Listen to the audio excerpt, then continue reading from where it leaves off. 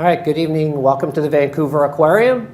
We have a very special presentation tonight on the most endangered cetacean in the world. Our program tonight is called Vanishing Vaquita, Eyewitness to Extinction. I tried to think about what I wanted to say when we first started our presentation tonight, and the first thought that kept coming back to my mind was when I'm driving down the road and I see an accident up ahead, I generally slow down a little bit and have a look. Does anybody else do that? Most of us kind of stop to see what's happening. But what's interesting about an animal when it's faced with possibly going extinct is a lot of us actually tend to turn away the other direction and we don't look because we don't want to know what's actually happening. So our speaker here tonight is here to raise awareness about what's happening with the vaquita down in Mexico and tell everybody in the world about what's going on and how they can help to protect the vaquita. Our speaker tonight is no stranger to the Vancouver Aquarium. Dr. Anna Hall has been here before to talk to us about harbour porpoise. She received her degrees here at the University of British Columbia and very familiar with marine mammals here along the BC coast, but she's also been studying mammals along the Mexican coast as well. So please help me welcome Dr. Anna Hall. Thank you. Well, good evening, everybody, and thank you all very much for taking the time to attend tonight's presentation, whether you're in the auditorium here or attending in the global presence. The purpose of my talk tonight is to inform you about a species and the critical situation that it is facing right now. Not only do I want to inform you, though, I want to inspire you, and I hope that everybody leaves with a sense the same sense of urgency that I have for this species, but not just the sense of urgency of, oh dear, something's going on in the world and I don't like it, but, oh, I need to do something, and I need to do something now, because our window of opportunity for vaquita is closing, and it is closing quickly. And I want you to know, before we start, that vaquita is not my focused species most of the time. In fact, their cousin, the harbour porpoise, for those of you who know me, this is what I spend most of my time thinking about, but I have had the distinct pleasure of being on vaquita surveys, and I'm going to tell you a little bit about those later in the presentation. I also want you to know that this talk is a compilation of other people's work, and I sincerely thank them for their incredible efforts to try and save this species. So, vaquita now has the dubious distinction of being the world's most rare marine mammal. They are also known as the Gulf porpoise, the desert porpoise, the Gulf of California porpoise, the Gulf of California harbour porpoise, cochito, and because we're in Canada, I've also included the French name. However, I will not publicly embarrass myself with the pronunciation. You can tell by looking at these synonyms which species of porpoise might they most closely resemble. It is my beloved harbour porpoise. Vaquita are one of only 7 species of porpoise on this planet. Together, they are known as family Phocinidae. The finless porpoise was recently divided into 2 species found around Southeast Asia, burmeisters and spectacled porpoise in the southern hemisphere. And there are 2 images for spectacled porpoise because we have male and female, and it's really the only porpoise species which exhibits such a high level of sexual dimorphism or differences between mature males and females. And of course, we have our cold water northern hemisphere species, a harbour and Dall's porpoise, both found here in British Columbia as well as other places around the world. And lastly, the vaquita.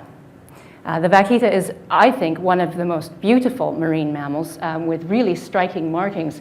Unfortunately, most of them are on their face and usually not visible to the observer. So just to give you an idea and to frame the urgency around vaquita, I've just included a brief overview of the conservation status for each porpoise species. And this has come from the International Union for the Conservation of Nature, known as the IUCN, and their population trajectories. So you will get sort of a global understanding of where we stand with porpoises today in the world. The Burmeister's porpoise of the southern hemisphere, considered data deficient, population trajectory unknown. The spectacle porpoise, also southern hemisphere, again data deficient, and again population trajectory is unknown. Harbour porpoise, least concern by the IUCN in terms of conservation status, I should say. However, the population trajectory is also unknown. Dall's porpoise. You can see a bit of a theme going on here with what we know about porpoises and their population status. Finless porpoise, both populations listed as vulnerable, both are declining. And the Vaquita, critically endangered and declining. So really for porpoises, in terms of global conservation, even though the Vaquita is critically endangered and declining, looking at the rest of the statuses here, it's concerning. We really don't know much about what's happening when we're talking on a global status. For some of these species, we know some regions very well. But when we look across the distributions, there are some big gaps in our knowledge. What are the things that are affecting porpoises around the world? Well, in some cases, lack of scientific data is really hindering management and conservation actions. Pollution is ubiquitous around the world, of course. Collisions with vessels, they never go well for a porpoise. And directed hunts, and in some cases, there are directed hunts for use in fisheries as bait, and in other cases, for the Dall's porpoise in particular, they are the target species. And entanglement in fishing nets. And of course, this is not limited to just porpoise species. This is a problem for many marine species, marine mammals, fish, turtles, and seabirds. And this is a problem which is growing, and it is really, really important for more species than just the Vaquita, which of course I will focus on tonight. So where are these animals around the world? Well, if we look to the northern hemisphere, of course, the blue and purple harbour and Dall's porpoise being really, as far as we know, the only porpoise species with a pelagic or offshore distribution. Around the southern tip of South America in green is the Burmeister's porpoise. The other green on the figure here is Southeast Asia. Those are the two species of finless porpoise. And then down and around the southern hemisphere, you can see some big question marks, and that really is because we just don't know the true and full distribution of the spectacle porpoise. And then we have the entire planet, and we have this little spot, and that is where Vaquita can be found. So I hope I will focus the rest of the talk on Vaquita. There are some images which are a little bit disturbing, and I did put them in there intentionally because although I wish to inform and inspire, I also wish to shock just a little bit to spark some action. So let's go back in time. Sea of Cortez, Mexico, 1950. Probably quite a wonderful place for a walk on the beach. And lucky for us, and lucky for Vaquita, there were a couple of pretty smart chaps on the beach in and around San Felipe, Baja, having a stroll, and they stumbled across some skulls. Now, some people, when they find skulls, might make them sort of step back. When biologists find skulls, it's a bit like Christmas. And in fact, not only do they sort of jump for joy internally, but they do everything they can to measure, monitor, record, and then compare. And that's what these two chaps did. And they measured the skulls, and the differences they found to harbour porpoise were astonishing. And in fact, this became the first scientific description of Vaquita. It was published in 1958 by Norris and McFarland, and they said, it's a bit difficult to read, that this description could not be referred to as Phocina phocina, or harbour porpoise. This was published in the Journal of Mammalogy, and in fact, they had described a new species. And they called this species Phocina sinus. Sinus, in Latin, means bay or gulf. And they couldn't have picked a better name that describes the description of this very small, very rare marine mammal. It is, in fact, known only from the upper reaches of the Gulf of California, Mexico, also known as the Sea of Cortez.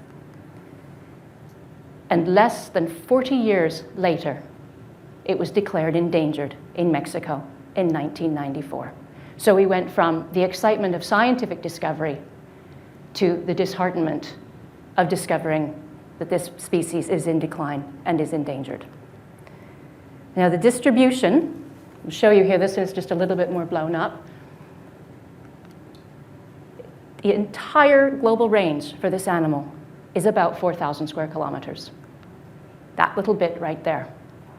So in terms of conservation actions, we really are focusing on a very small piece of the Earth. In fact, if you do the math, we're looking at less than 1/1000th of the surface area of the Earth's oceans that we need to act in to save this species.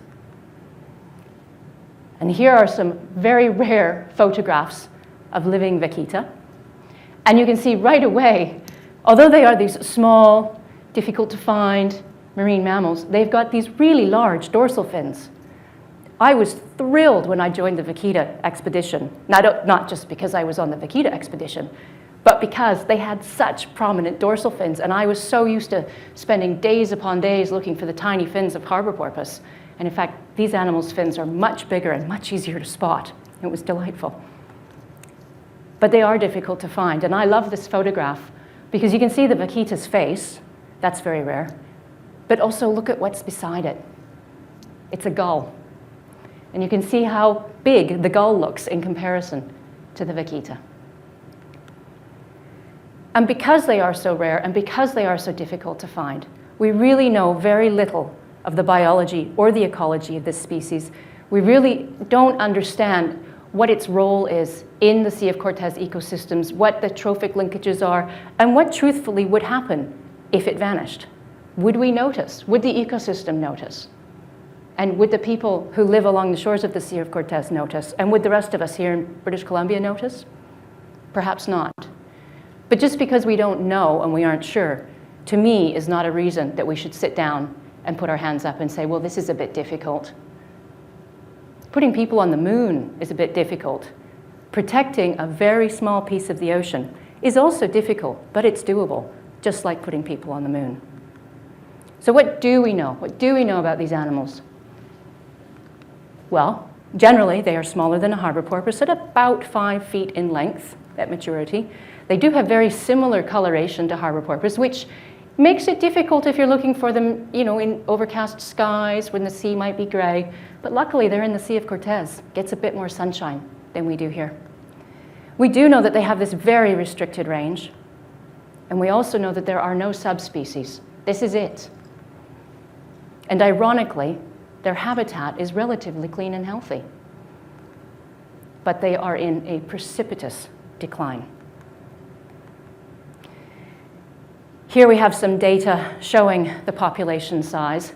And I wish I could tell you that the population size numbers had been abbreviated to make room on the slide, but they haven't. It isn't 200,000 or 600,000. It really is 200 up to 1,000 animals. And you can see in the 1990s, we had around 700 animals, and we have managed to bring them down to less than 200, with a current rate of decline estimated at just under 20% per year. There's not a lot of room to move. So why is this happening? What's going on down there? Well, entanglements in fishing gear, and particularly in gill nets. However, as with all things conservation, there is controversy. There are thoughts that perhaps pollution is a culprit, or that the significant changes to the ecosystem because the amount of fresh water flowing from the Colorado River is greatly reduced and therefore has changed that estuarine system may also be a culprit. But we also know that the animals that have been found along the shores or have been turned in did not show signs of emaciation. They did not show signs of environmental stressors. They were healthy animals. They looked good. They looked really good. But some of them were entangled, and some of them had the marks of entanglement. If we lose the Sea of Cortez population, there is no other to repopulate. This species will be gone forever, and that's it. The mortality for Vaquita is indiscriminate. The nets don't choose. They take cow-calf pairs. They take little ones. They take groups. So which fishery is it? What's happening? The fisheries-related mortality often relates to the Totoaba fishery. And the estimated bycatch in the 1980s up to the early 1990s was estimated at 58 animals per year. But this has been going on since the 1930s. So what was happening before records were kept? What was the rate back then? We don't know. There was another estimate done in 1993, this time based on fishermen interviews. And usually when you interview fishermen, you tend to get estimates that are lower than other information sources in terms of bycatch. But in this case, sadly, the estimate jumped to 78 animals per year. And those are the honest fishermen, the ones who are working hard to make a living. What about the illegal fishing? And we know it's happening. We know it's definitely there. For the Totoaba swim bladder, the current black market price is around $8,500 US per kilogram. This is what I'm told. That means you're looking at $10,000 to $20,000 US dollars per fish. There's a lot of reason to try and make some money if you're struggling, and this is a way to do it. And where's it going? It's going to Asia. But there are recovery efforts. It's not all doom and gloom. There's a lot of good people doing a lot of good work to help Vaquita. The North American Conservation Action Plan was drafted and accepted. It's known as the NACAP, and it is a tri-national document between Canada, the United States, and Mexico, and its purpose was to support Mexican conservation efforts. And in 2008, there was the tri-national, same three countries, effort to find where are the last Vaquita and how many are there. And this was all done aboard this vessel, the David Starr Jordan. It was international scientific cooperation. It was a fantastic expedition to be on with people who all came together for one species to answer the questions of where are they still there, and how many, and it was a success. And in fact, in one day, we managed to find half of the existing population. That is both exciting and terribly depressing at the same time. We did both visual and acoustic monitoring using the big eyes. These binoculars allow you to see for 6 miles. And I'll tell you, after you spend about 20 to 30 minutes staring through those and then you step away, you lose your balance for a few minutes. But they sure help you spot the Vaquita. And we were able to cover the entire range. And living Vaquita were sighted, and living Vaquita were heard. And with some of the smaller vessel efforts, we got some of the most fantastic photographs ever taken of wild Vaquita. And these are all on the web. Well, not all. There are many of them on the web that are for use in conservation efforts. There have also been extensive conservation actions.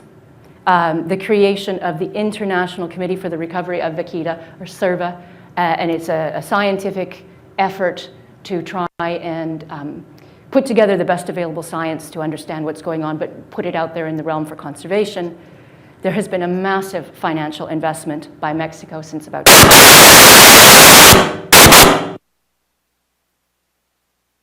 that me? Oh, shall I keep going? Okay, sorry. Just in case anybody was nodding off. The next time it'll be in your seats, so stay awake. Where was I here? There's also been massive species conservation actions in Mexico. In fact, Vaquita topped the list, and there has been gillnet enforcement bans in the biosphere reserve and the refuge area.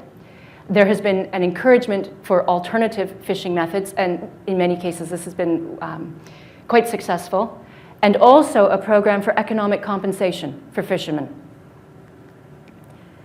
However, there have been recommendations from CIRVA that the Vaquita is in imminent danger of extinction, And emergency regulations are required. We do not have time for meeting after meeting after meeting with committee and subcommittees. We have to act. And CERVA has strongly recommended that the government of Mexico enact these emergency regulations for a gillnet exclusion zone covering the full range of Vaquita, not just the refuge.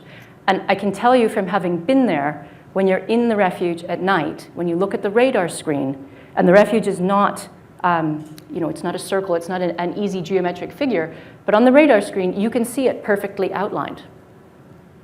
So what would the radar be detecting? Fishing vessel activity right to the border.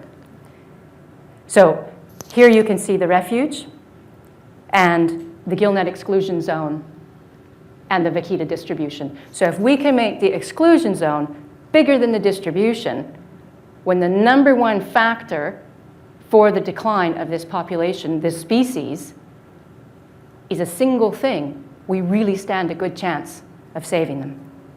And there have been successes. Going back into the early 1990s, the creation of the Biosphere Reserve was a great step forward for Mexican conservation. And the refuge is essentially now free of entangling nets and shrimp trawlers in the refuge. At least 230 of their artisanal boats have withdrawn from fishing activities in the region, and a minimum of 105 artisanal boats are participating in gear replacement programs. And these numbers are a little bit old, so in fact they actually could be quite high, much higher. And last year, there were 17 traffickers arrested in the region. And it is the largest ever conservation program in Mexico. And last year, the government announced a proposed 2-year ban. And I just found out yesterday that this will be implemented in March, next month. Well done, Mexico. However, what is our current population estimate? Less than 100. Our window is closing. And it is time to act, there's no question. So what can we do? Well, the first thing I think we should do is commend Mexico's efforts. I think all Canadians should be tourists in Mexico. Let's go support the country and support Vaquita, especially in February. Let's do it. But we can also do things throughout the year. We make decisions at the grocery store that have international ramifications, and we need to shop well. If you're buying fish and shrimp from Mexico, make sure it's been caught with methods other than gill nets. So what are we looking at? Trawls, long lines, hooks, line gear. The Vaquita do need our help, there's no question. There's been some very interesting and innovative research using drones. This has just been started, also for monitoring in the Sea of Cortez. We need to support these types of initiatives. And Mexico has proposed $37 million plan for this conservation. And mark your calendars, everybody. July the 11th is International Save the Vaquita Day. Google it and participate. So as I said, this is not my work, this is work of other people, and I wish to thank all of them. In particular, the people who are on the ground in Mexico who make their lives there, the fishermen who are making these day-to-day decisions, not only if they catch them and turn them in, but also to make the decisions to switch their gear and move to Vaquita-friendly technologies. And I've included you because I hope I have inspired people to act. And for those of you here, I do have a brochure that's been put together with a bit of information about Vaquita, but also what you can do with some really good web links. Here are some of the groups that are working for Vaquita on a day-to-day basis. And thank you all for your time and attention.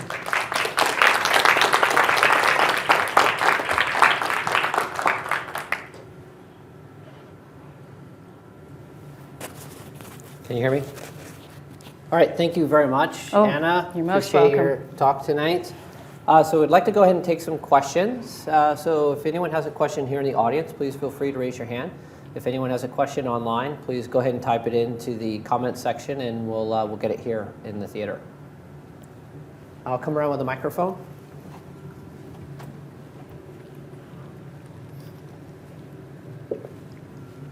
Did you have your hand up?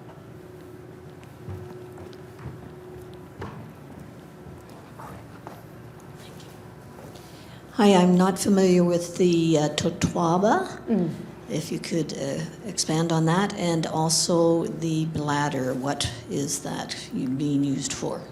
Oh, okay. The totoaba is I should have put a picture in.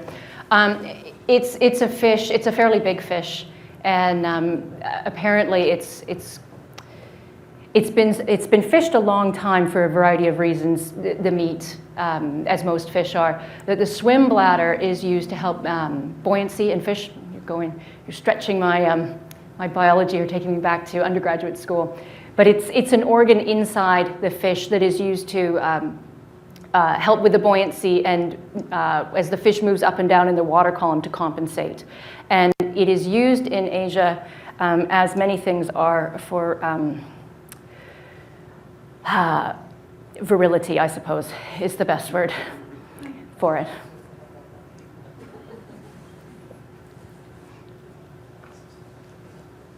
Thanks, Anna. That was great.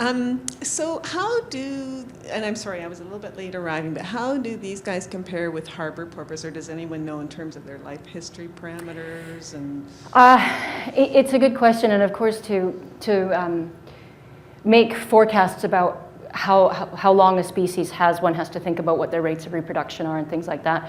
My understanding is that because we know so little about porpoises, that really harbour porpoise sort of set the bar for what their reproductive rates are. In terms of lifespan, it's thought to be about 20 to 30 years as far as I know. Generation time, about 10 years. So it is probably similar to harbour porpoise, but just like with harbour porpoise, we're talking big unknowns on either side. Is it annual reproduction? Is it biannual? Is it every 5 years? We don't know.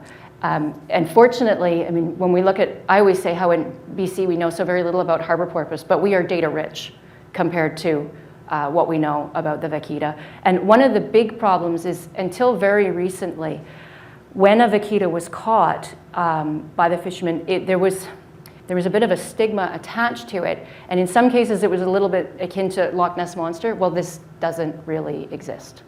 There's no vaquita out there, was sort of one school. The other school was, and so nobody was told when the vaquita was caught, and it was sort of buried in the desert under the cover of darkness and never to be mentioned again. So there are a number of people who have been working on the ground with the communities of the Sea of Cortez to really change that and have them sort of embrace vaquita, even if one is caught. So, and that's very recent. I mean, that's only within the last 5 years or so that the things have started to change in that direction.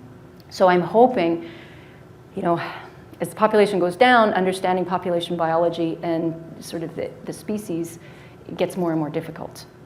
If these efforts and the ban is successful and the gear replacements, if we can give vaquita enough time to reverse that trend, then because the sort of social climate has changed a little bit, it might provide greater opportunity for biological study and insight into what's really going on down there. There's huge question marks.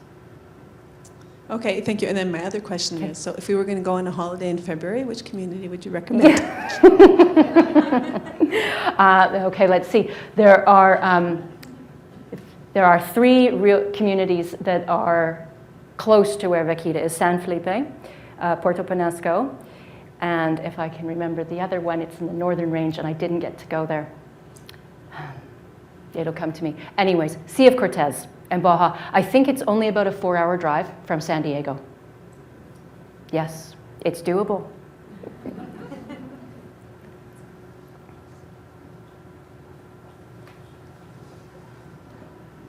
Thanks for the presentation, Anna. I was wondering kind of the next step, if in fact we do this, get this exclusion zone for gill netting, which would be absolutely fantastic. What types of resources are available in terms of enforcing that area to make sure that those practices aren't continuing? Well, that is a very good question. And as we all know, there are more problems in the world than the vaquita entanglement issues. And there are issues in the Sea of Cortez above and beyond, social issues above and beyond. Mexico has really, I think, set an incredible precedent in their commitment to this species. I mean, it's a small, difficult to find porpoise that could easily have dropped off the radar, but instead they really highlighted it as an animal that they wanted to heavily invest in the conservation of. Consequently, there has been enforcement on the ground and on the water in the region, and my understanding is that that is ongoing. There is an issue. I mean, when we were on the surveys, there was the sort of the onboard joke, although it wasn't all that funny, but it was sort of amongst the crew. If you're watching with the big eyes and you see a fast boat, well, it'll be enforcement. If you see a really, really fast boat, turn the big eyes away because it's drugs and you don't want to be seen monitoring. So there are a lot of social issues down there. How that plays out for Vaquita really depends on the community involvement. And I know that there has been some tremendous work down there, as I mentioned earlier, to raise the profile, but also to raise awareness as to why the species needs to be saved. And I think one of the biggest outcomes of that is, you know, as with all things conservation, if you can get the children to start thinking about them, then the parents get told, and then when they go to work, there's sort of this raised awareness. So I think there's also a community monitoring, perhaps not a formalized one, but in addition to the federal. We have a few online questions, and then Okay. I have a question I'd like to ask before I forget. Okay. I used to work in the whale watching industry in Hawaii. So is there a Vaquita whale, like watching, like not whales obviously, but porpoise watching industry there, or could one get started, and could that be an alternative? Any thoughts to share there? Yes, I do believe there are some, well, say, marine wildlife viewing commercial operations, not like some of the, like Hawaii or British Columbia, or even parts of Mexico where it's a much more established industry. And we certainly, when we were there, I was really thrilled at the diversity of marine wildlife, and I certainly got to check off some species I had never seen before in that region. So I think there's definitely the real possibility that could develop into a livelihood and an income for people in the region. Is there a limitation on tourists essentially being able to get there? Yes, because of some of the recent social issues, I think that there has been perhaps a bit of a hesitation. I know many people who drive down to San Felipe on a sort of an annual migration to escape the BC winter. So I definitely know that it's a lovely spot to go to. I would highly recommend it. I loved it when I was there, and I think there's real potential there. I think it's well within what Canadians enjoy in the wintertime. Great, thank you. Okay, a few online questions, and if anyone here in the audience has a question as well, please raise your hand. So our first question is, what restricts the Vaquita's range to such a degree? So why are they found in such a small part of our planet? That is a fantastic question. And I honestly don't know why it is such a limited range. Perhaps at one point it was a bigger range. Who knows, maybe even back in the 1950s when they were first found, that they extended beyond the sort of San Felipe, upper Sea of Cortez region. One of the key factors in why do we have, when we look at the globe, why do we have porpoises sort of in the cold temperate waters and then very few? They really have what's called an anti-tropical distribution. There's the finless porpoise of Asia and the Vaquita, and that's really it. Porpoises are likely limited by the sea temperature, and it's thought that they crossed into the southern hemisphere during cooling. And then we got these during ocean cooling, and then we got these pockets of where the animals are today. So they are definitely a representation of what the ocean conditions were like many years ago, geological history. Why are they there today, and why do they not extend down to Cabo San Lucas? Terrific question, but I really don't know. It's one of those big unknowns with this species. Okay, great. Okay, question number 2 is, hi Anna, what is the annual value of fisheries in the Vaquita home range? Oh gosh. And how can how can we convince decision makers about the dangers associated with the edge effects around those protected areas? Right, okay. In terms of the value of the fishery, I honestly don't know. That's extending well beyond my knowledge range. However, I'm sure it's on the web, and perhaps one of the Vaquita websites, that question should be posted there to get an answer with the people that have been heavily working with the fishery. Edge effects, that's important. That's why the ban has been recommended and is now going to be in place to extend beyond the range, the current range of Vaquita, to give them that buffer zone. I think the politicians in Mexico are fairly amenable to hearing about these sorts of concerns because their government is putting such a financial investment into this, and obviously there's probably nobody out there who wants to see this fail. There's a lot of people in North America who are heavily invested, both in time and money and emotion, to see this a success. And we really do have the opportunity. It's not impossible, it's just difficult. So I think the best thing to do is to get the old pen and paper out or send emails and give them support for the actions that have been done, and let them know the world is watching and the world is supportive. All right, great. Our third question is actually a comment. Catalina, through YouTube, has said that the third community is El Golfo de Santa Clara. So she's got your back here today. Thanks, Catalina. And then our next question is, harbor porpoise have been sighted in the Thames River. Do Vaquita ever swim up the Colorado? That's a really good question. There's not a lot left of the Colorado River in terms of flow. By the time it gets to the Sea of Cortez, it is a fraction of what it used to be. I would imagine that there is a really good chance that the Vaquita probably did, and maybe still do, make freshwater excursions. And the person is absolutely right. Harbor porpoise are known to go upriver, and they've actually, I think in BC the record was up the Fraser River, up 55 kilometers from Strait of Georgia. So porpoises can really tolerate changes in salinity and movement into freshwater. It's probably completely prey related.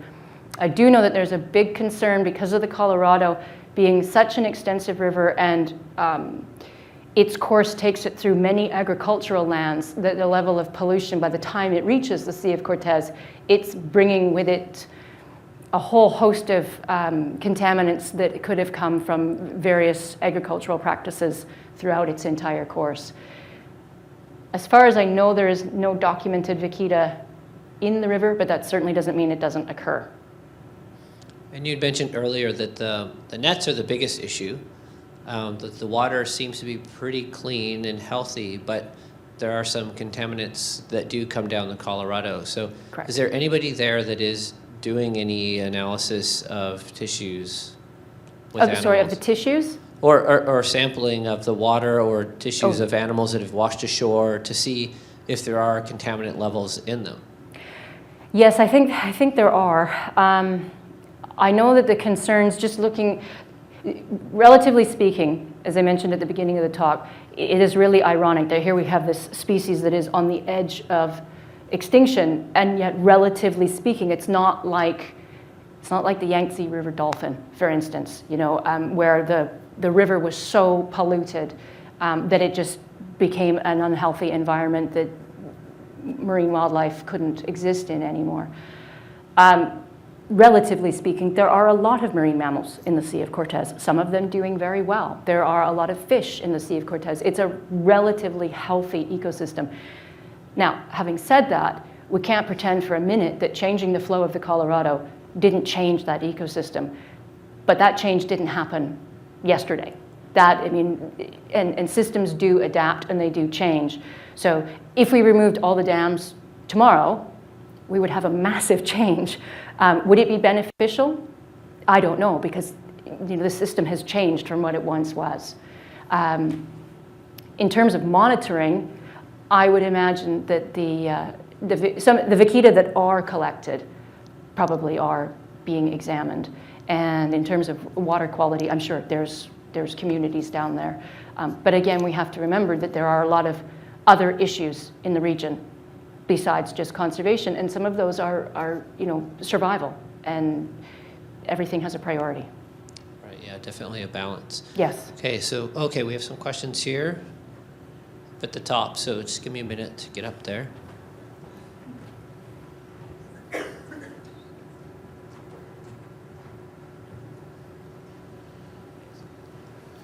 I know that in some other areas along the Pacific coast, these small cetaceans are often preyed upon by things like transient killer whales and great white sharks and that sort of thing. Right. Is there any predators in the area that might be a contributing factor to the lowering populations? Sure, natural predation most certainly will play a role. Yes, there are shark species in the region. We know there are because they are also fished as well. But what we don't know, because vaquita, like harbor porpoise, when a predation event occurs, there's usually not a lot left of them, especially if it's a shark predation. So what the level of predation might be is unknown. And we also have to remember from the predator's perspective, these animals are getting more and more difficult to find, whether it's by us or whether it's by a predator. And so often with predators, you will then get prey switching for something that is easier and more abundant, and you don't have to exert so much energy to go and capture it. And that also falls well within the realm of the unknown of this system. What those trophic interactions are and what the relationships are between the species that live there, whether it's predator-prey relationships or relationships of coexistence, we just simply don't know at the moment.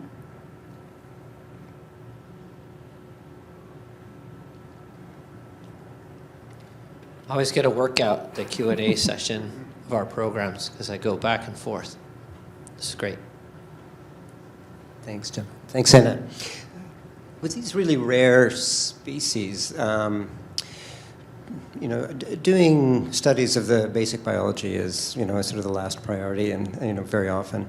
And so I remember reading a lovely account by Ken Norris years ago of him walking down a beach and Sea of Cortez and finding a skull, and you've probably read that too, and realizing that it was different from harbor porpoise. I'm wondering whether anyone's taken the time to really speculate about whether the morphological differences we see in this species from others, harbor porpoise particularly, might be adaptive, or whether we're looking at or whether they're more likely explained just by genetic drift. I'm really curious about that monster dorsal fin, for example. Has anyone proposed an adaptive explanation for that? Actually, yes, and that could be to do with the water temperature. It could be because they are just having to keep themselves cool. And that in itself might be the reason why vaquita haven't made it farther south. Perhaps it is water temperature that is limiting them, because they simply can't. Porpoises, as with other cetaceans and marine mammals, are very well insulated. And so one of the ways that they can get rid of the excess heat is by blood vessel dilation. And it's the fin provides a perfect surface because it doesn't have a lot of blubber to it, and you can shunt the blood and dilate it and then either expose it to the air and the wind, or in the case of our marine mammals here, just expose it to our water temperature, and it will help them regulate the temperature of their body.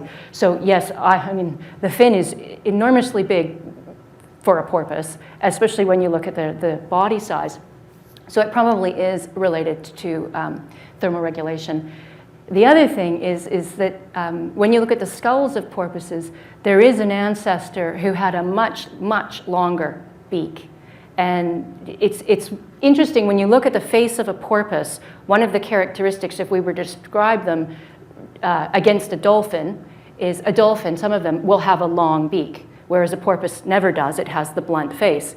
And yet when you look at the skulls, they do sort of have this elongated portion at the front. And the ancestors had much longer beaks, rostrums. And so it is thought that they used to sort of spend more time sort of snuffling in the soft sediments to flush out prey species. And perhaps the reason why the porpoise with the very elongated beak didn't make it was perhaps it was maladaptive as the conditions changed. porpoises, there are a number of differences even in, within a species like harbor porpoise, for instance. You can see regional differences. So it could be related to the individual habitats. And when we're talking harbor porpoise, we actually do have 3 subspecies of harbor porpoise. We have Atlantic, Pacific, and we have the Black Sea. And there is also some question if the Pacific population shouldn't be divided into 2 for Western and Eastern North Pacific. And there are differences amongst those populations. I think with Vaquita, because we're talking so few animals, I mean, there are probably more people listening to this talk tonight, whether in the room or online, than there are living Vaquita. I mean, that's not a big sample size for us to draw upon, and I thank all of you for taking the time. If they had a bigger range, if they had a bigger population, perhaps we would see more variation, but I think right now they're just going down the drain in terms of sample sizes.